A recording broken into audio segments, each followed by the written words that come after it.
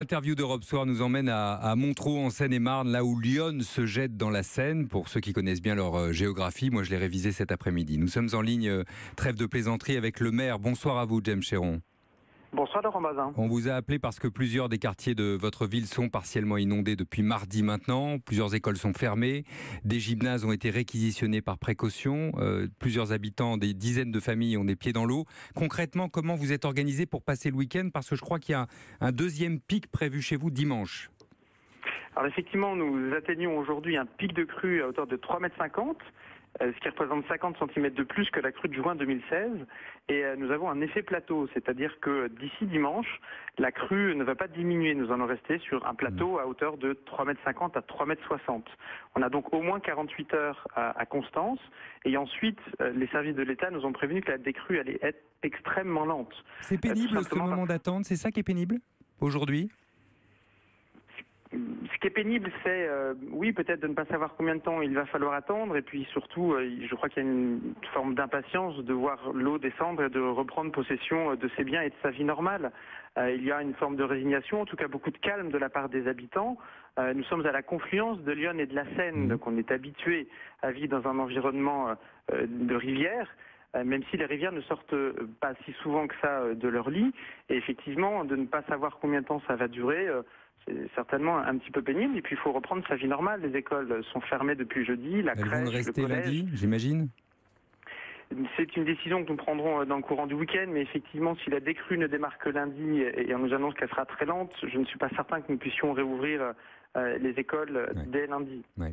Sous votre contrôle, le tiers de ville, en tout cas le tiers des habitations est en zone inondable. Et ce matin, l'ancien maire de votre ville, votre ami je crois, Yves Gégaud, a affirmé que tout est fait pour protéger Paris et laisser filer l'eau dans les champs. Est-ce que vous avez l'impression d'écoper pour la capitale? Il était peut-être un peu plus mesuré que ça, en tout cas c'est ce que moi j'ai entendu. J'ai cité mot pour mot.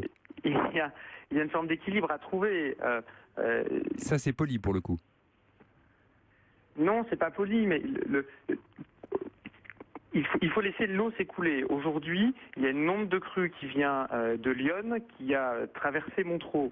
Le niveau de Lyon est à peu près stabilisé, mais on peut avoir une petite répercussion des pluies qui sont tombées la nuit dernière dans le Morvan. Il ne s'agit pas d'épargner ou de ne pas épargner Paris, c'est une réalité climatique. Quand l'eau tombe du ciel, quand les sols sont saturés, ils s'écoulent uniquement par les rivières, le lit des rivières. La Seine continue de monter, le Loing continue de monter légèrement, qui freine, c'est en aval de Montreux, mais qui freine le débit de la Seine. Je pense que les Parisiens ne sont pour rien dans cela. Après, il y a effectivement une question de gestion des stocks d'eau. Il y a des barrages qui sont très en amont. Les barrages sont pleins. On ne peut pas dire aujourd'hui qu'il y a eu des lâchers de barrages qui ont généré la crue que nous connaissons, puisque les barrages sont pleins. Je voyais chez certains de vos confrères dans le courant de la journée, les barrages en amont sur Lyon et sur la Seine sont pleins entre 95 et 103%. Vous allez faire des aménagements? Est-ce que ce qui s'est passé il y a 2 ans et ce qui se passe cette année vous laisse penser qu'il faut renforcer les protections pour votre ville? Ce n'est pas à l'échelle d'une commune que cela peut se penser et en tout cas se maîtriser. Il y a ce qu'on appelle des comités de bassin, c'est-à-dire des organisations qui permettent de la source à l'estuaire de réfléchir et de gérer les choses. Je crois, c'est peut-être d'ailleurs pas suffisamment organisé comme cela aujourd'hui, mais je crois que c'est la bonne échelle pour gérer cela. Si la commune de Montreux ne peut pas gérer l'eau qui coule dans Lyon et dans la Seine, évidemment, parce que Lyon et la Seine viennent de quelque part et puis s'écoulent jusqu'à Paris et jusqu'au Havre. Donc je pense que c'est à l'échelle du comité de bassin. Je pense que l'État doit s'impliquer.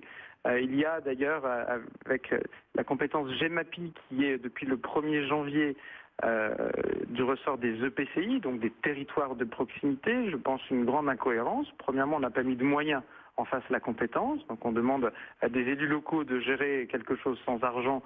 L'argent ne fait pas tout, mais en l'occurrence, il en faut bien un petit peu pour gérer cette compétence. Et puis surtout, si le pays de Montreux essaye de réguler à lui seul le débit de Lyon et de la Seine, on voit bien que c'est totalement inutile. C'est à une échelle bien supérieure qu'il faut le faire pour avoir les bonnes réflexions et les bons moyens. Merci beaucoup, James Chéron, d'avoir été avec nous. Nous gérons là l'urgence d'une situation, mais nous ne pouvons pas gérer l'eau qui tombe et qui s'écoule. On l'entend, ni l'après pour lequel vous appelez évidemment l'État à la rescousse. Merci d'avoir été avec nous depuis Montreux et bon courage et à vous et évidemment à vos concitoyens.